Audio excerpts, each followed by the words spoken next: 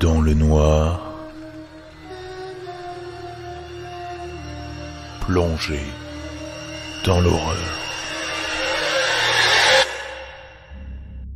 Bonsoir à toutes et à tous. Avant de débuter cet épisode, je voulais saluer spécialement Valentin qui se reconnaîtra sur Instagram.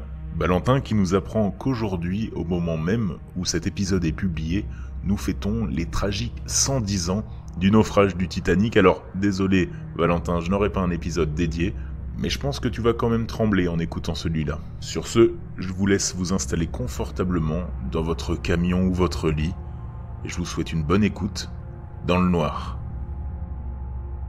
J'ai l'impression d'être fou en disant cela, en le partageant ici. Mais je ne sais pas où aller. Ma mère s'est foutue de moi, ma propre mère. Elle a dit que c'était juste un cauchemar, une paralysie du sommeil, tout à fait normal, tout à fait commun. Mais ce qui m'est arrivé n'était pas normal, ni commun d'ailleurs. C'est quelque chose qui ne m'était jamais arrivé dans ma vie. J'ai la tête qui tourne à 100 à l'heure et je n'arrive pas à m'y retrouver. Car même maintenant, 12 heures plus tard, à 3 heures de l'après-midi, mon cœur bat la chamade. Je continue à regarder par-dessus mon épaule, m'attendant à le voir, là. J'ai besoin d'aide. J'ai besoin d'aide. Mais qui va me croire? Putain, laissez-moi vous expliquer les choses. Je vis dans un appartement, pas grand, une seule chambre, dans un quartier banal de la ville. Pas mal, pas génial non plus. Hier soir, je me suis endormi à la même heure que d'habitude, à 22h, après m'être brossé les dents, avoir activé mon application sommeil et lu mon livre. Je me suis endormi en une demi-heure environ, disons 22h30. J'ai l'habitude de dormir sur le côté, je l'ai toujours fait. Je dors soit face à ma porte, soit face au mur et à la fenêtre. Mon chat, Opie, se blottit généralement contre moi, mais part à un moment ou à un autre de la nuit, soit pour aller boire, soit pour se dégourdir les pattes, soit parce que j'ai bougé et qu'il n'est pas bien installé. Dans tous les cas, il est assez rare qu'il reste avec moi toute la nuit. J'ai le sommeil assez léger, alors, généralement lorsqu'il se réveille et décide de partir, je remue brièvement, avant de me rendormir. La nuit dernière n'a pas fait exception, du moins, c'est ce que je pensais. Je me suis réveillé face au mur de la chambre. Il faisait sombre dehors, peut-être plus sombre qu'il n'aurait dû l'être, étant donné que le rideau était ouvert et que ma fenêtre est assez grande pour laisser entrer une quantité raisonnable de lumière de lune. Mais il faisait nuit noire. Je me souviens avoir senti un poids derrière moi, un petit point de pression sur le matelas. Opie, j'ai directement pensé. Il était assis de l'autre côté du lit, s'étant probablement réveillé au milieu de la nuit et se préparant à reprendre son chemin. J'ai fermé les yeux, je n'ai pas cherché à comprendre. Mais ensuite, le poids s'est déplacé. Il a appuyé plus fort, plus lourdement qu'un chat ne pourrait le faire. C'est là que mes yeux se sont ouverts. Je ne pouvais plus bouger. Je suis resté allongé là, à fixer le mur, ma peau me picotant, et une sensation au fond de moi me disant que quelque chose n'allait pas, que je n'étais pas en sécurité. J'ai essayé de rouler, d'affronter la sensation étrange derrière moi, ne serait-ce que pour prouver qu'elle n'était pas là. Mon corps s'est simplement balancé, d'avant en arrière. Et puis, une ombre s'est glissée sur moi, une obscurité dans l'obscurité, quelque chose de plus profond que le noir de ma chambre. Elle s'est étendue sur mon matelas, mes draps, et mon souffle s'est figé. Toujours incapable de bouger, je ne pouvais que regarder de côté, tandis qu'il se déplaçait sur mon mur, comme un fantôme. Quelque chose a attiré mon attention, un reflet dans le vitrage de la fenêtre. Une forme appuyée sur mon matelas, avec de longs bras, le torse penché, m'examinant. Cette forme avait l'air humaine, presque, comme un homme vêtu d'un manteau pâle. Et pourtant, ce qui était en dessous ne pouvait pas être humain. C'était difficile à distinguer, difficile de voir dans l'obscurité.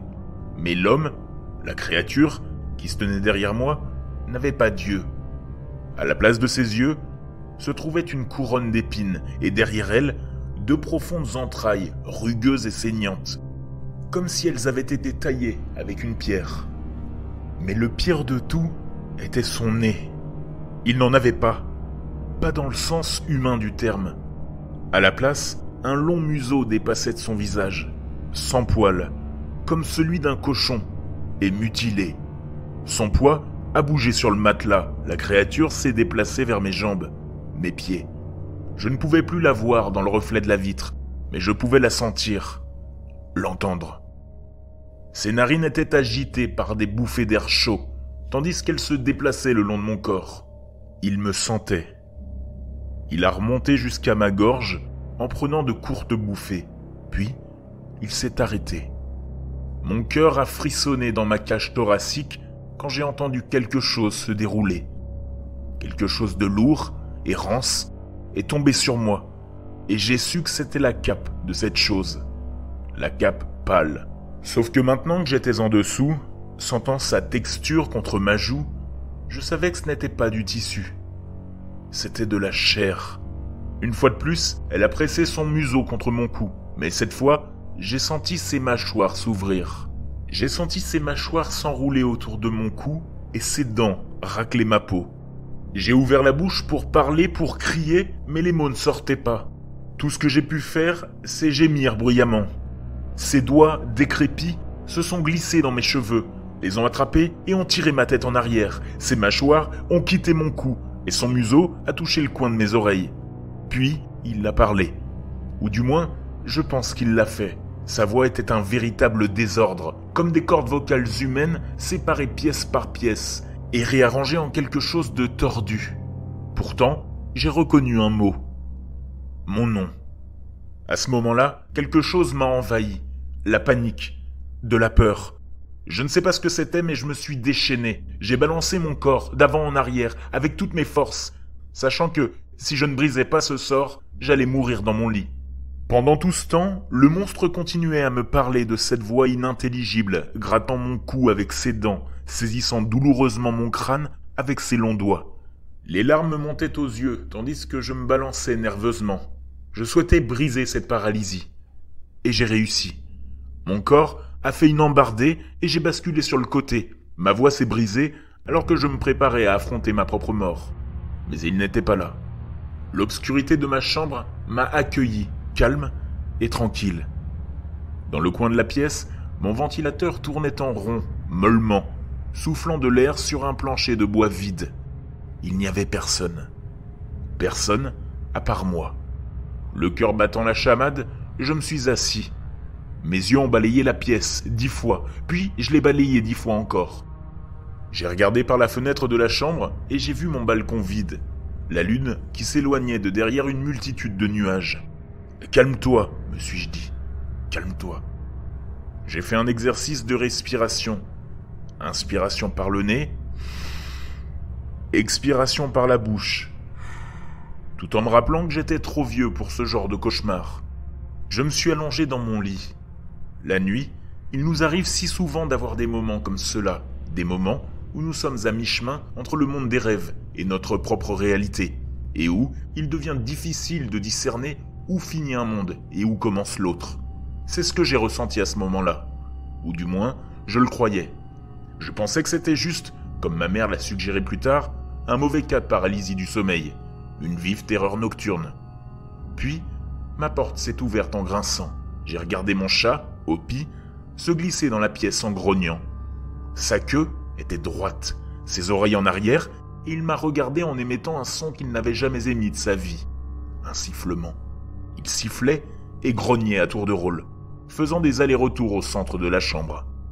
Je me suis glissé hors de mes couvertures, mes pieds se pressant contre le parquet froid. Les monstres n'existaient pas.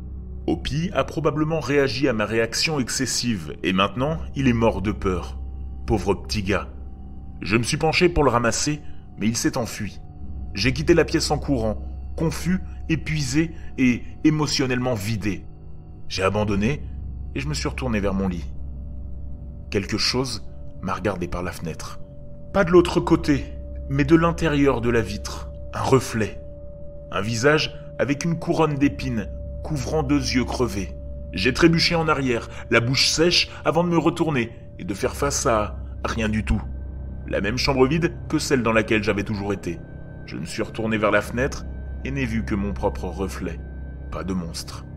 Juste un homme adulte qui avait vu un peu trop de films d'horreur.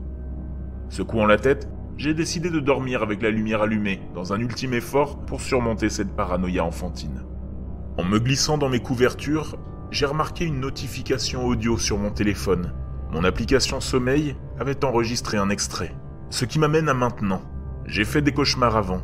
J'ai eu des terreurs nocturnes et même des paralysies du sommeil. Je sais ce que c'est. La nuit dernière, je pensais que c'était un cas comme un autre.